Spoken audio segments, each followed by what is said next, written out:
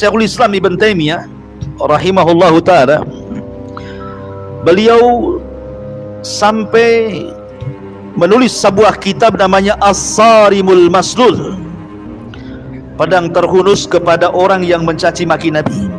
Kitabnya itu judulnya Pedang Terhunus kepada orang yang mencaci maki Nabi, ala satimi Rasul. Sarimul Maslul ala satimi Rasul.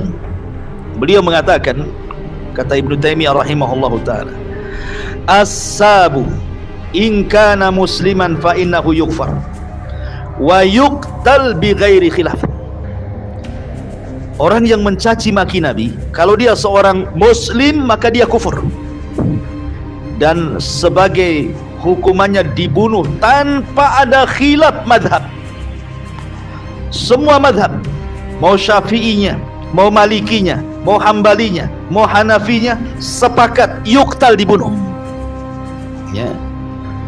Dan kata beliau, wa qad taqaddama qaulu man hakal ijma' ala dhalik. Bahkan ada konsensus kesepakatan para ulama tentang orang yang mencaci maki Rasul bisa kufur dan diberikan hukuman dibunuh. Saya bacakan beberapa perkataan para ulama, contohnya Al-Imam Ahmad ibn Hanbal rahimahullahu ta'ala mengatakan, man syataman nabiyya sallallahu alaihi wasallam khutin. Barang siapa yang mencaci maki Rasul, maka dia pantas dibunuh. Idza syatama faqad irtadda. Kalau dia mencaci maksudnya Rasul, maka sungguh dia telah murtad. Kemudian juga Qadi Abi Ya'la rahimahullahu ta'ala mengatakan, man sabballaha au sabba rasulahu fa innahu yukfar. Siapa yang mencaci maki Allah dan Rasulnya, maka dikafirkan. Kemudian juga Ibnu Rahawih mengatakan, qad ajma'al muslimun ala anna man sabballaha wa sabba rasulahu. Kemudian di ujung ayat, di ujung perkataannya, annahu kafirun bidzalik. Barang siapa yang mencaci maki Allah dan Rasulnya, maka dia dianggap kafir dengan caciannya.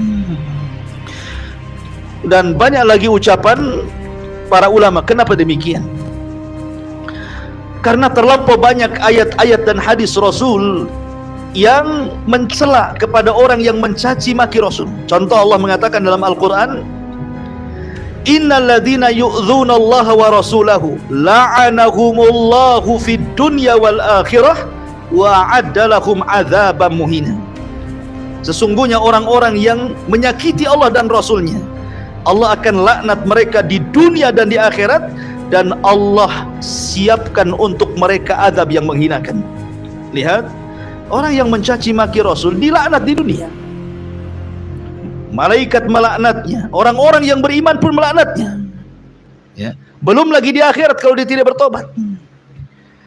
Kemudian juga Allah mengatakan, innahum kanu idza qila lahum la ilaha illallah yastakbirun wa yaquluna inna latariku alihatina li syairin majnun.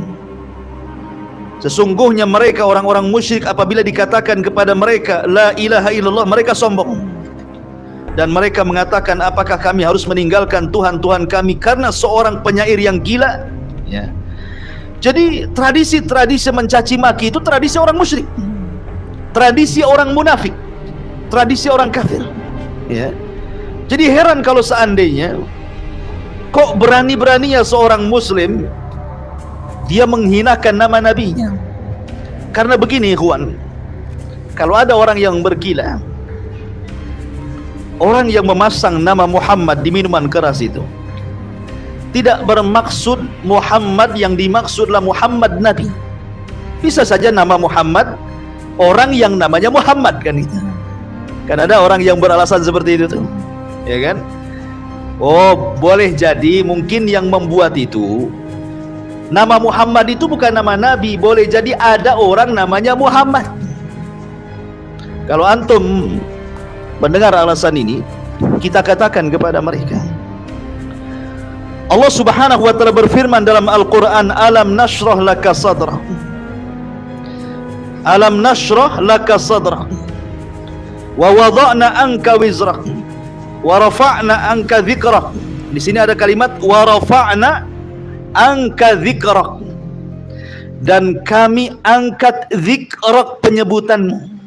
Maksudnya penyebutan nama Muhammad, ya. Karena setiap nama Rasul disebut, setiap nama Allah disebut, maka kebanyakan nama Muhammad disebut dan disebut satu nafas dalam syariat adzan. Asyhadu an la ilaha illallah, pasti setelahnya wa asyhadu anna Muhammadan Rasulullah. Ketika nama Allah disebut, nama Muhammad disandingkan dalam penyebutannya. Dalam tasyahud, dalam setiap solat kita ketika tasyahud, kita pun bersyahadat di situ kan, asyhadu an la ilaha illallah wa asyhadu anna Muhammadar Rasulullah. Dalam solat pun apabila kita sebut nama Allah, kita sandingkan juga nama Rasulullah sallallahu alaihi wasallam di situ. Dalam setiap qomat, dalam setiap salawat, nama itu adalah nama terbaik di dunia. Karena Muhammad itu artinya kasratul hamdi, ya. Orang yang banyak dipuji, itu artinya Muhammad itu. Ya, karena Rasul sallallahu alaihi wasallam adalah manusia yang akan dipuji sampai kiamat. Makanya nama itu menjadi nama simbol bagi kaum muslimin. Apabila disebut Muhammad, maka langsung otak kita itu nama nabi kita. Karena biasanya orang-orang yang memberi nama anaknya Muhammad itu karena cinta dengan nabinya. Bahkan ketika orang mu'alaf masuk Islam saja, terkadang kemudian diembel-embeli dengan nama Muhammad supaya nampak identitas keislamannya, ya kan?